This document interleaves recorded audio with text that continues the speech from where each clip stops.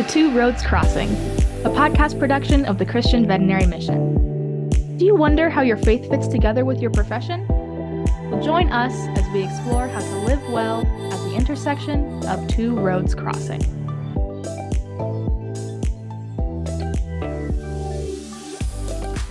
Well, hello and welcome to Two Roads Crossing. As always, my name is Barry Schwenk. I'm a veterinarian, a pastor, and your host as we explore the intersection of faith and veterinary medicine. Believe it or not, but we are very quickly closing in on our 1-year podcast anniversary. It's hard to believe that I've been doing this for almost a year now. And actually, one of our first episodes was recorded with our guests for today, but I'll get to that in a second. Today actually marks, I believe, episode number 48. And that was kind of a milestone for me because I wanted to have enough content that anyone could sit down and binge an entire 24-hour period of podcast content. And so today will be the day. So it's kind of exciting for me. It gives you a goal too. If you want to listen to the podcast for 24 hours straight, you are now capable of doing that. I really do appreciate everyone who tunes in and supports this ministry. And as we close in on the 1-year anniversary, CVM will be doing a little bit of reflecting just to try to get some input from you, the listeners, to determine if this is a ministry that has been a blessing to you, if it's a ministry that we should continue to invest our time and efforts in. So in celebration of that, with that in anticipation, they will probably be sending one of everyone's favorite things, an email survey link. Everybody loves those. But if you happen to get an email from CVM with a short survey about the podcast, we'd love to hear from you, so that way we know how best to serve you going forward. Hopefully, also on our social media accounts, there will be links to the survey. If you don't mind taking a couple of minutes to do that, we'd also appreciate it. And as I understand it, for those that complete the survey and provide their information, there will be a drawing for some exclusive Two Roads Crossing merchandise. You heard it here first.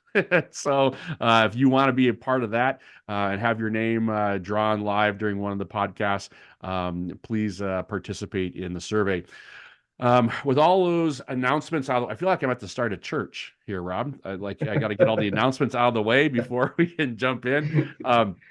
But I want to say welcome to Dr. Rob Goodman. It's great to have you back. It was, I think, maybe was it like episode 3 or 4 that we recorded, something like that? And here we are on episode 48. So it's great to have you back. And I was really excited because you are part of a new vision initiative with CVM. And so, if you could share a little bit about that, I'd love to talk to you about what's coming down the road. Yeah, so over the last, almost 2 years, CVM has been really talking about being in the well-being space. And so it started out with a well-being task force. And I was part of that well-being task force and said, this is a great idea. I'm not going to do it. I'm not going to lead this. God never. And you know what happens when we tell God never. Yeah. And you start a podcast is what happens. Yeah. And so as we walked through that task force saying, wow, how can CVM be engaged in the well-being space of the veterinary workplace? Again, recognizing, there are some severe challenges to veterinary well-being. The well-being surveys show that in veterinarians, and in particular in veterinary professionals, so the receptionists, the technicians, the office managers, the assistants, that well-being is a tremendous challenge. And the level of distress in the workplace is significant. And, frankly, it's been a part of the AVMA and other secular veterinary organizations. It's been a focus. You can't go to a conference without having a well-being track. And the needle really hadn't moved. And, I think part of that is that, the one who makes us well is Christ. Right. And if we take Christ out of the picture, wellness is hollow. And so, I mean, it's Jesus who told Bartimaeus, your faith has made you well. And so I think the time is ripe within the veterinary profession to say, wow, all of these things we've tried haven't worked well. It's kind of like IMHA. All of Yeah. these things I throw at it, sometimes it works, sometimes it doesn't. Sometimes it We've done does. all this research and it's still kind of a flip of the coin. I just had one of those And this week. Thanks for bringing that up. Thanks. yeah. Was it one of the good ones or one of the not good It ones? actually worked out to be one of the good ones, so I'm Yeah, happy. you can, So you I can know, gloat. yeah, when IMHAs work out well, it's because of your veterinary skill, and That's right. when they Right. work out poorly, it's because wow, it's just a Oh, tough disease. it is. It's like reading surveys, right? You Yeah, can read the numbers however you want. however you want. So, but so then I guess in August, I came on with CVM Hmm. as a contractor to kind of put all of this together. Again, that arrangement worked well into the amount of time that I could dedicate to it and to be really focused on the well-being initiative and really kind of looking, things that are coming down the pipe. By the time this is published, we should have started our first well-being champion cohort. Hmm. And so that's kind of the pinnacle, the apex piece of the well-being initiative is that we'll train groups of 10 to 12 veterinarians, veterinary professionals, even veterinary spouses, those that are engaged with the profession in a 10-week virtual cohort looking at the 5 domains of well-being and the practices of well-being. How can I be well myself? Old Army guy, you can't lead where you won't go, and you can't give what you don't got. And Hmm. so it's really that 10 weeks is wow, how do I engage in the practices of well-being in my own context so that at the end of that we'll come together in a 4-day retreat. Hmm. A portion of that will be looking at some of the topics that require more space and discussion. And so like really looking at suicide is I'm not going to do that in a 30-minute Right. online Zoom thing.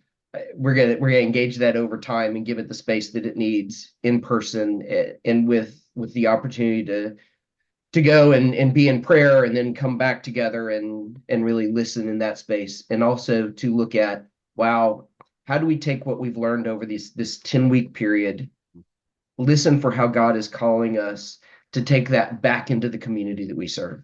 Hmm. And so that, yeah, I'm not going to tell God how he's going to do that. I've tried that before. It hadn't worked out well for me.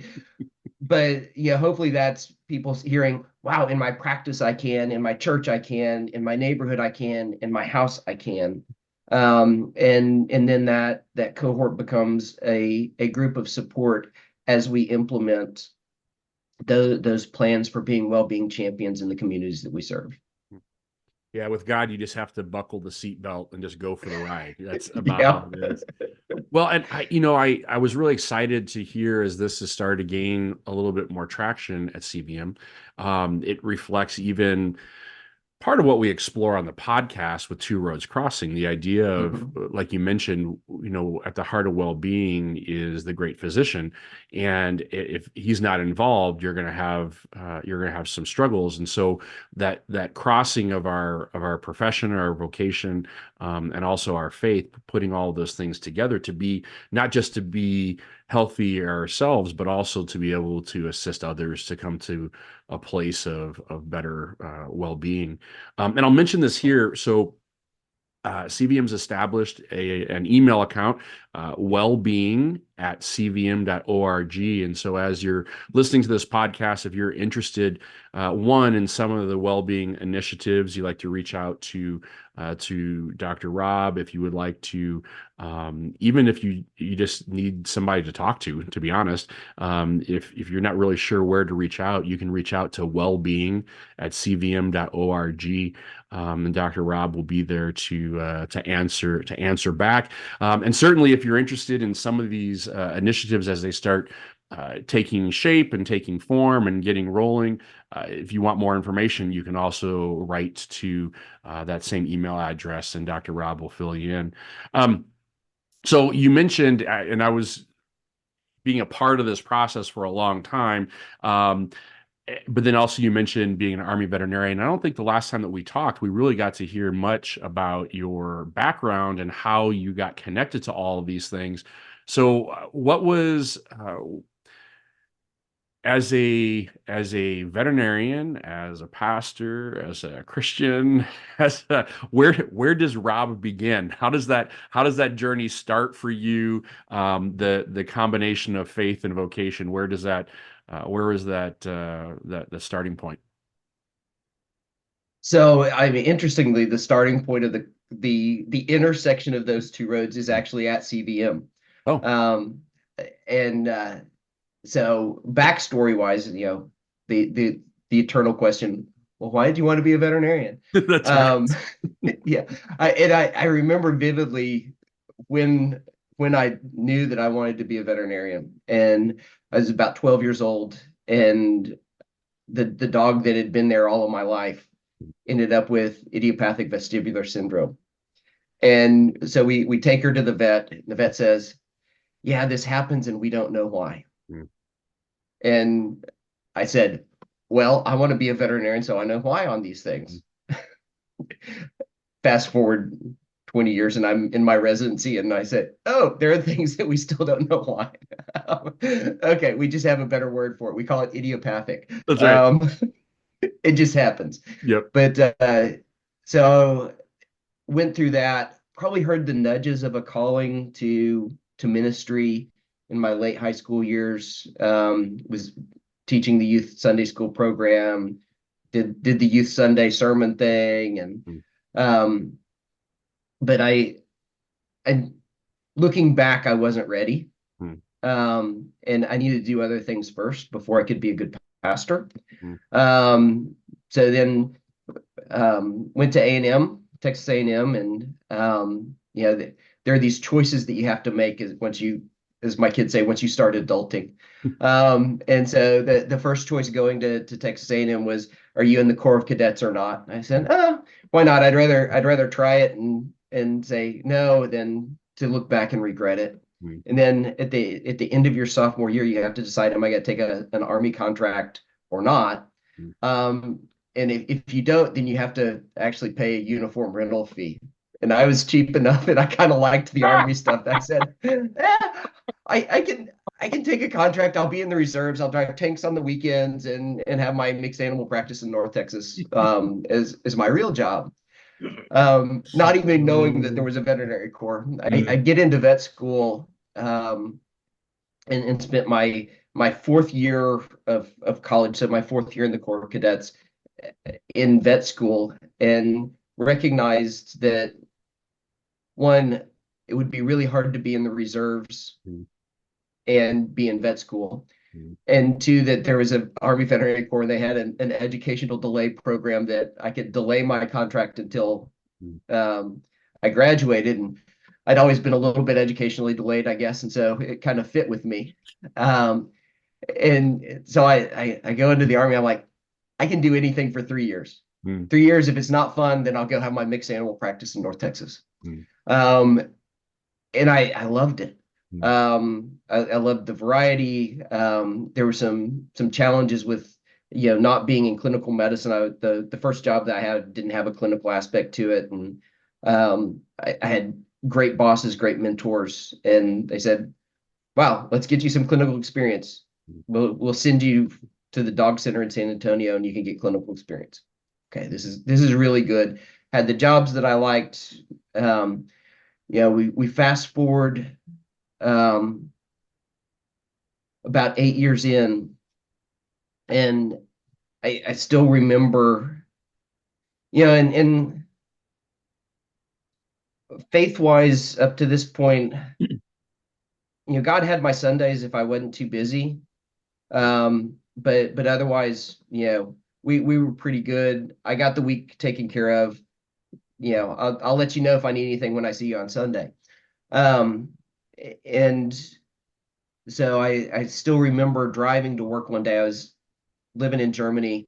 Um, Beautiful fall morning, the fog over the lakes, driving down this curvy hill. And, it was about that time to look at the next job, to talk to my career manager and say, okay, what's next? And I started ticking off, you know, all of the goals that I had. I wanted to, from the time I was 12, I wanted to be a veterinarian. I wanted to go to A&M. I wanted to be in vet school. I wanted to, once I got into the Army, I said, wow, I want to do a residency in internal medicine, and I want to command this unit in Germany.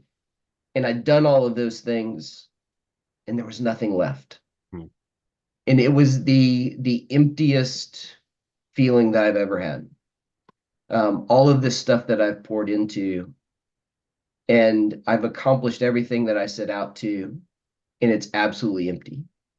Um, if now putting on my pastor hat, if I looked back, I could hear Jesus say, what does it do for a man if he gains the whole world and forfeits his soul? Very wise. But I mean, it was that depth of experience. I think that probably awakened a well-being spark, Mm. you know, in me of, wow, as a profession, we need to look at this. As a military profession, as a veterinary profession, we need to look at this, and how do we do this? And had become involved in a parish in Germany. And shortly thereafter, I deployed to Iraq and really found the discipline of the daily office of morning and evening prayer, Mm. was to put that into my schedule. I'm going to get up early enough to do this, and I'm going to do this before I go to bed, regardless of where I am.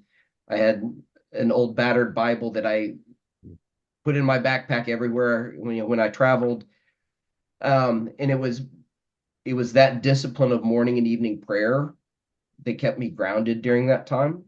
And so, that solidified my liturgical side and my practice side. Um, and then coming back to that two roads crossing piece, at that point, I had God time before work and God time after work, Mhm. and work was work.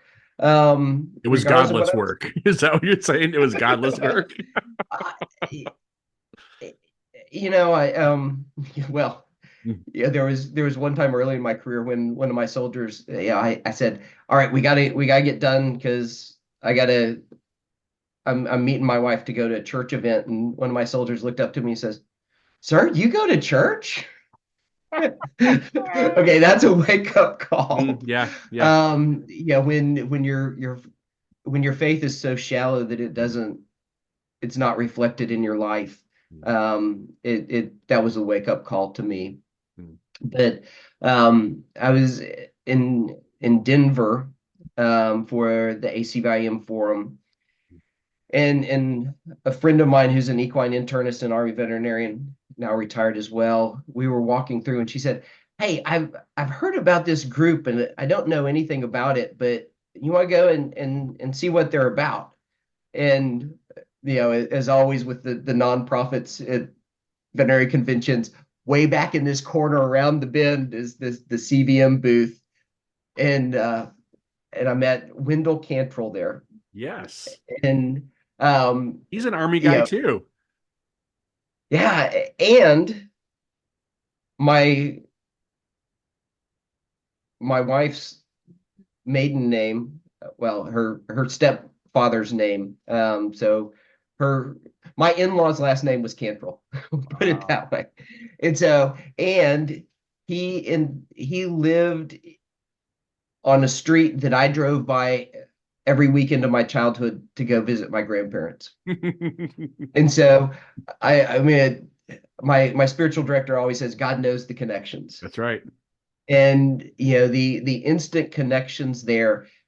And in a silly way, I was like, Christian veterinary mission. Mm. You mean I can be Christian and veterinary at the same time? Mhm. And it seems silly now to think back, wow, I never realized that those two could go ahead. And so that's where my two roads crossed. Mm. And then, you know, was affiliated with or engaged with CVM, explored a little bit of mission stuff, but Army-wise, country clearance was more work than I wanted to do. And there were places that I wanted to go that I couldn't go because I was active duty. We prayed a lot about that, and again, I said never to the local parish, and we end up in a local parish as our mission field. But it was always, on the edge with CVM, and allowed that to be kind of my touchstone as I retired from the military, as I was called into full-time ministry and not into part-time ministry and part-time veterinary medicine. CVM was my link back to the veterinary profession. Yeah, it's interesting how how CVM kind of sits in that space, and it's really interesting as you start to connect to CVM, you start to see this network of folks that are trying to move through that same kind of space, trying to figure out how their faith and that they love so much, and their vocation, which they love so much, how those two different callings kind of fit together. And it's interesting, for in your story, just the way that thread of well-being has been kind of woven through the entire way. Was that something that you found that in leadership within the military, that also began to flourish, just your concern for your soldiers and for the people that were struggling in various capacities there too? I wish it were that noble. Okay. I was giving you an opportunity, but never mind. I would love to lie to you and say that that's true, but in many of my jobs, soldiers were interchangeable parts. I had what I called my year in purgatory, where I was doing the strategic personnel planning that says essentially, wow, if we need X number of colonels in 20 years, how many captains do we need to recruit? And at that point, they're interchangeable parts. There's not a personality or a need to it. Kind of that if you needed to have feelings, the Army would have issued them to you. Kind of mentality on my Army side. So, but it was actually on the veterinary side that I started to become really engaged in the wellness questions. I ended up in a job, I still remember coming back from Germany, went to a conference with my new boss. I was coming back to run the training program at the AMID, the Army Medical Department Center and School. And so I had my new boss and the chief of the veterinary corps, or the commander of the veterinary command. And we're riding in a car, and the chief of the veterinary command says, "Hey, Rob," and we'd known each other for a long time, and said, "How do you feel about standardized medicine?" And I said, "I think it's great as long as it's my standard." And he looked at me and said, "Thank you for volunteering." And so I ended up at that time, the Army was consolidating the financial practices of all of the 144 clinics on Army, Navy, Marine Corps, and Air Force bases worldwide into a single financial entity with a single contract, going through a standardization piece in order to procure equipment and also to support a fully networked electronic medical record. So all of this stuff happened at once, and I ended up on that corporate financial side of things. And at that time, in the external veterinary world, the wellness packages were coming online, and there's some very good things about those, but what I heard as they were being presented to me in that position this is the combo meal of veterinary practice. I'm going to take a low cost thing, put a high cost to it, put it in a package and discount it, so that I can make more money.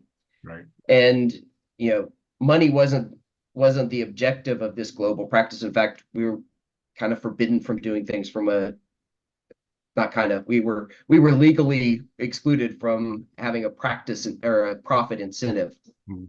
And so I started looking at that. Wow, there are these wellness packages for animals. What does it really mean to have a wellness exam? Right. And one of the things I looked at was, wow, we see a lot of overweight dogs and cats. Why is it? I mean, everybody knows why animals get fat, whether they're two-legged or four-legged. There's too many calories going in and not enough calories going out. And when we feed our pets, we control what they eat. Unless our spouse or our kids are slipping them other food. But I mean, we actually have the ability to control what goes into an animal, to one of our pets. And so, why is it, if we know that this is good, why don't we do that? And then the next step is, wow, as veterinarians responsible for counseling people on the wellness of their animals, how do we influence them to choose well? Little knowing that would become kind of my next job, looking at, wow, how do we do this with people? Right. Well, that was gonna be my question, because I think you've done a good job in talking about the wellness plan of things.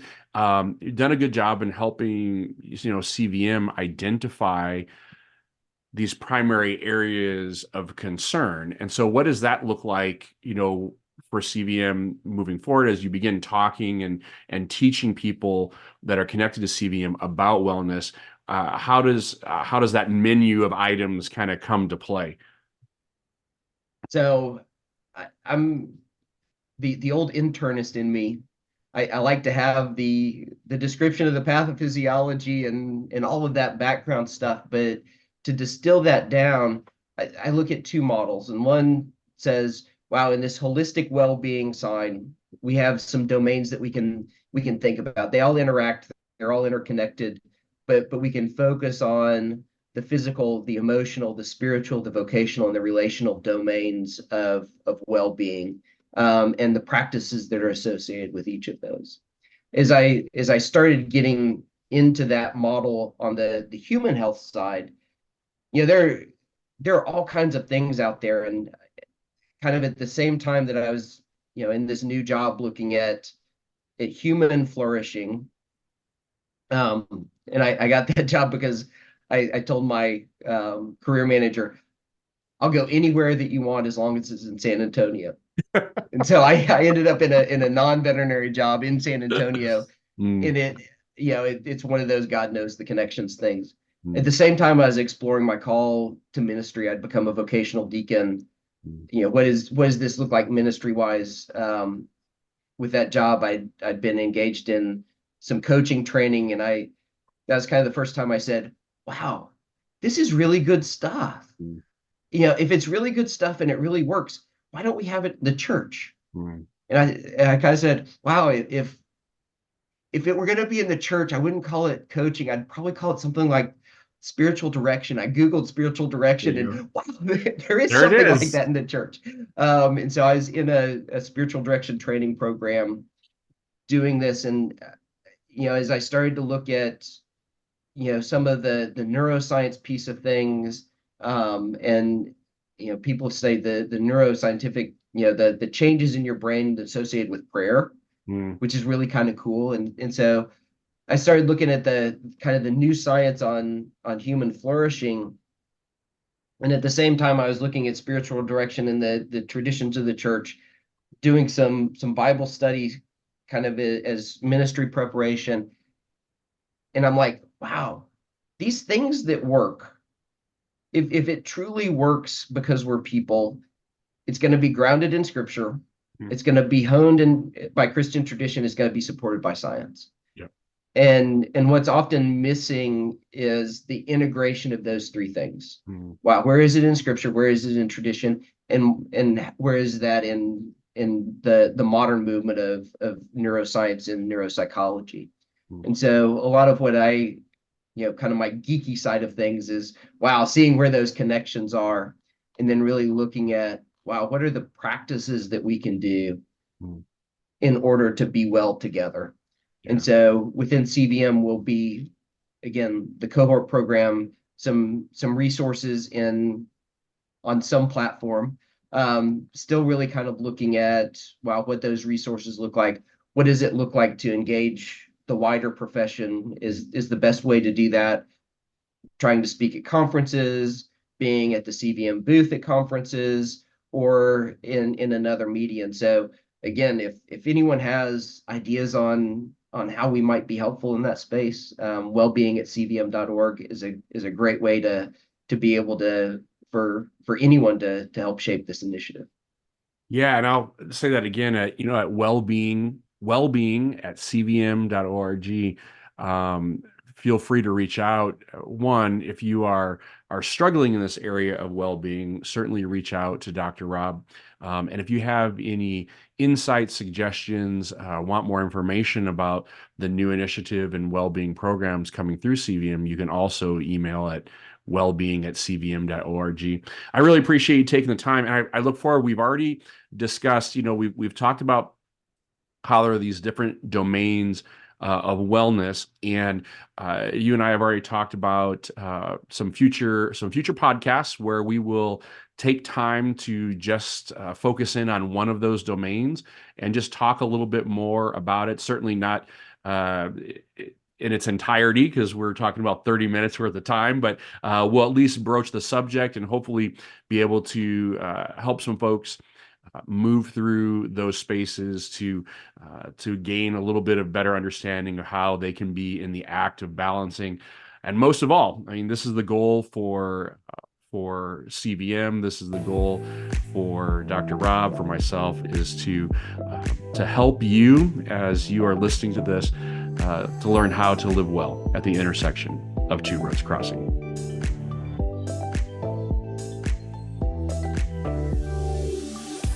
Thank you for listening to Two Roads Crossing, a podcast production of the Christian Veterinary Mission.